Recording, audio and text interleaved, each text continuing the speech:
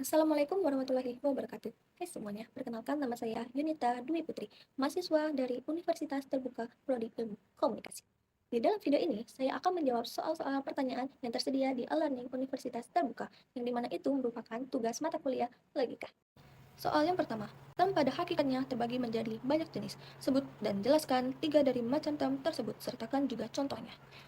Pada dasarnya, term merupakan konsep penting dalam logika yang mempunyai berbagai macam jenis. Term itu, dalam bahasa dan logika, merupakan kata atau kelompok kata yang digunakan sebagai subjek atau predikat dalam suatu kalimat yang biasanya mewakili konsep atau ide tertentu.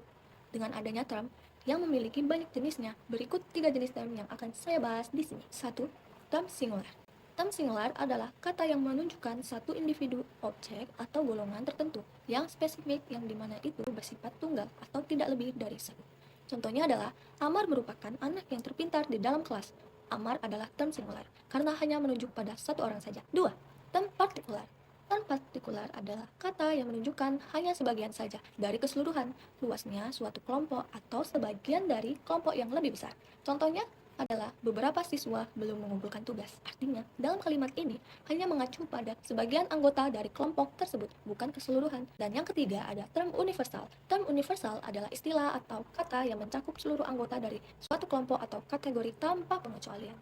Contohnya, yaitu seluruh warga RT 03 wajib gotong royong di hari Sabtu. Dan kalimat ini seluruh warga tanpa pengecualian. Hal yang kedua, jelaskan dan berikan contoh bentuk sesat pikir atau logical fallacy. Bagaimana agar terhindar dari logical fallacy? Sesat pikir atau logical fallacy adalah bentuk kesalahan dalam penalaran yang tampak logis di permukaan, tetapi sebenarnya tidak valid secara logika. Sesat pikir bisa membuat argumen terlihat kuat, padahal lemah atau menyesatkan.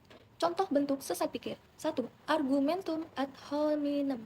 Ini adalah serangan pribadi terhadap lawan bicara daripada argumen yang mereka ajukan.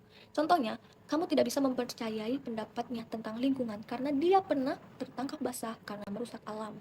2. Strawman.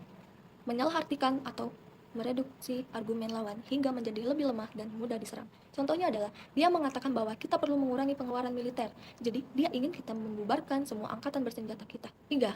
Falsih dichotomy. Menganggap ada hanya dua pilihan yang tersedia saja ketika sebenarnya ada lebih banyak opsi. Contohnya, jika kamu tidak mendukung kebijakan ini, berarti kamu ingin bencana menyerang negara kita. Cara menghindari logical fallacy. 1. Fokus pada argumen, bukan pribadi. Jangan menyerang orangnya, bahas ide dan logikanya. 2. Pahami inti argumen lawan secara utuh. Jangan mengubah maksud lawan bicara. 3. Gunakan bukti dan data yang relevan. Hindari mengandalkan emosi atau asumsi tanpa dasar. Itu saja penjelasan dari saya. Terima kasih.